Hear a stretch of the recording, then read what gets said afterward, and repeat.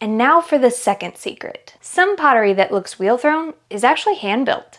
But before we define hand building, I want to backtrack to why do you have to learn hand building before you learn wheel throwing? As a potter and a pottery teacher, I can say it's kind of hard to put into words. As a potter, I know that there are things that I've learned while hand building, habits that I've picked up, and things that I've learned about clay that make me better at throwing on the wheel. As a pottery teacher, I know my students did a lot better on the wheel after they had learned and practiced hand building techniques. So I don't think I can put it down to one particular skill or thing that you learn, but there is something about experiencing the clay at that slower, more methodical level before you jump on the wheel that makes you better at it. Hand building is the oldest form of pottery.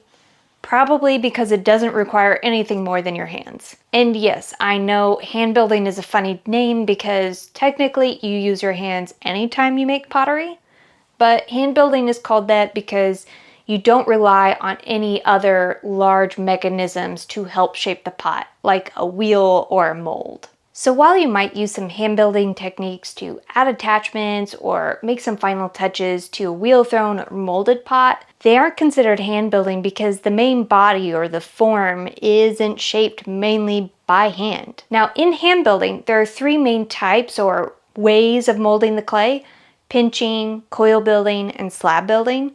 And we'll get more into those in the next video. But some coil-built pottery is so symmetrical and so well smoothed that it can look like wheel-thrown pottery. I'm specifically thinking of the work of Maria Martinez and other traditional American Southwest pottery, but I know that there are many examples from around the world in other countries and cultures as well. Now, the more experience you have making pottery and looking at pottery, the more you'll be able to tell the difference between a really symmetrical, well-made coil pot and a wheel-thrown pot.